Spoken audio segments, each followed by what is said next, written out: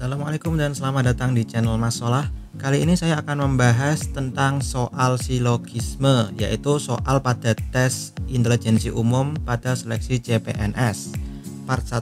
Karena ini adalah pembahasan pertama kali saya. Silogisme adalah soal-soal penalaran yang biasanya berisi premis 1, premis 2, dan kita diminta untuk menarik kesimpulan dari dua premis tersebut. Kalau dalam matematika biasanya seperti ini rumusnya, PVQ P/3. Nah, ini akan membingungkan bagi teman-teman yang tidak ahli dalam matematika. Padahal sebenarnya ini bukan matematika murni, melainkan logika.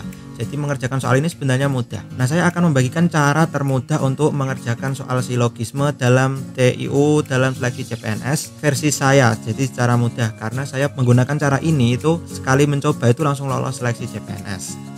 Nah, bagaimana caranya? Oke, sebelum saya melanjutkan, bagi teman-teman yang belum subscribe, silahkan klik tombol subscribe dan juga aktifkan lonceng di sebelah tombol subscribe supaya tidak ketinggalan informasi seputar ASN baik CPNS maupun P3K dan juga pembahasan-pembahasan soal lainnya. Yang sudah melakukannya, saya doakan semoga lolos seleksi tahun ini.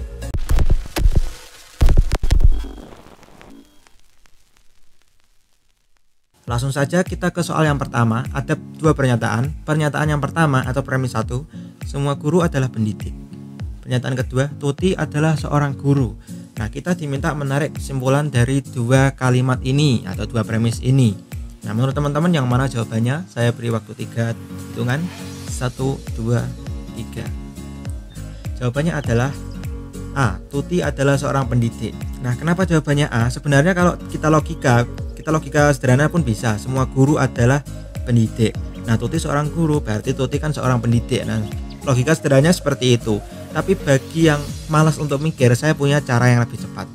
Nah, caranya ada di slide selanjutnya. Cara cepatnya adalah dari dua premis ini kita tentukan ini kalimat jamak atau kalimat tunggal. Misalkan pernyataan pertama, semua guru. Nah, semua guru itu berarti kan lebih dari satu. Maka kita bisa menyebutnya dengan kalimat jamak. Kemudian Tuti adalah seorang guru. Nah, Tuti kan satu orang, berarti kalimat tunggal.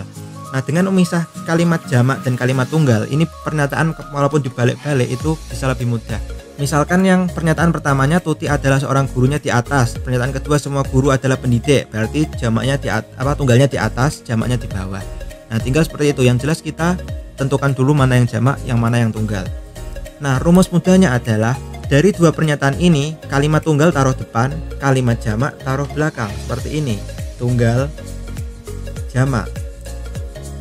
Kalimat tengah penghubungnya kita ubah sama dengan Tuti sama dengan guru. Jadi kan ini Tuti sama dengan guru. Terus yang belakangnya adalah kalimat jamak, yaitu ini, semua guru adalah pendidik, berarti guru sama dengan pendidik. Nah, setelah kita sandingkan antara tunggal dan jamak, kita menemukan dua kata yang sama, yaitu guru. Nah, kata yang sama ini kita coret. Jadi menyisakan Tuti dan pendidik. Tuti sama dengan pendidik. Akhirnya kita dapat menarik kesimpulan kalau Tuti adalah seorang pendidik. Yang cocok adalah A. Tuti adalah seorang pendidik. Oke, mudah kan teman-teman? Silahkan lanjutkan pada soal yang kedua. Pernyataan pertama, semua kucing memiliki kumis. Pernyataan kedua, Cici adalah seorang kucing. Nah, yang mana yang menjadi kesimpulan dari dua pernyataan di atas? 1, 2, 3. Jawabannya adalah Cici memiliki kumis. Nah, penjelasannya sama dengan soal sebelumnya. Kita lihat, rubah menjadi kalimat jamak dan kalimat tunggal. Pernyataan pertama, semua kucing, berarti jamak.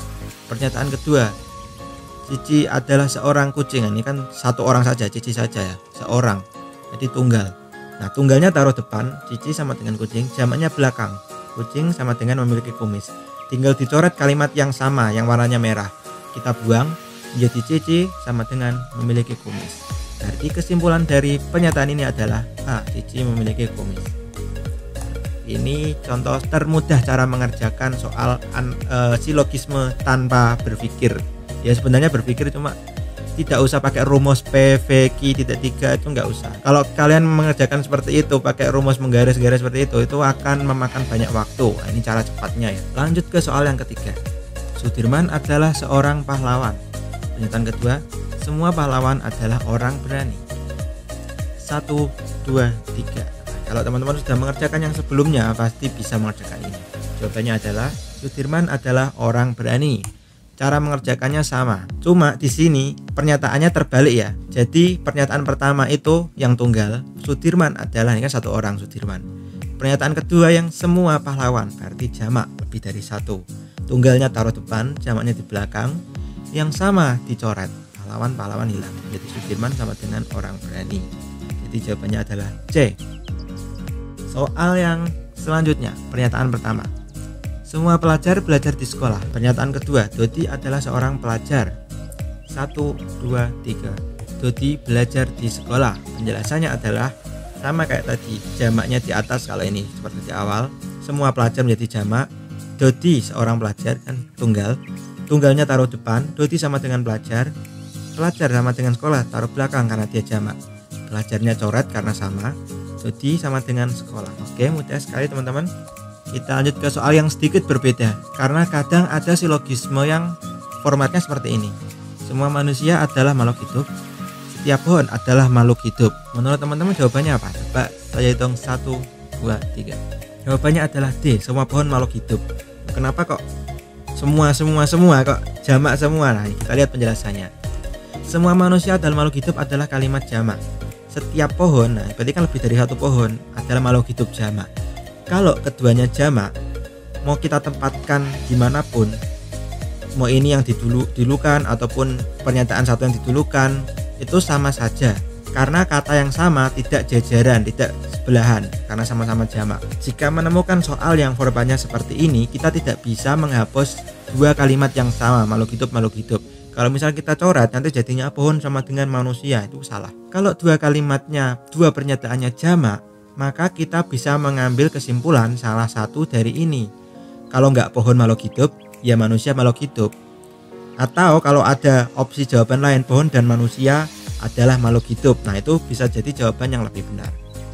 Tapi kita lihat dulu ABC-nya apa. Di sini ABC-nya adalah semua pohon adalah manusia, jelas salah, karena dia menghilangkan makhluk hidup.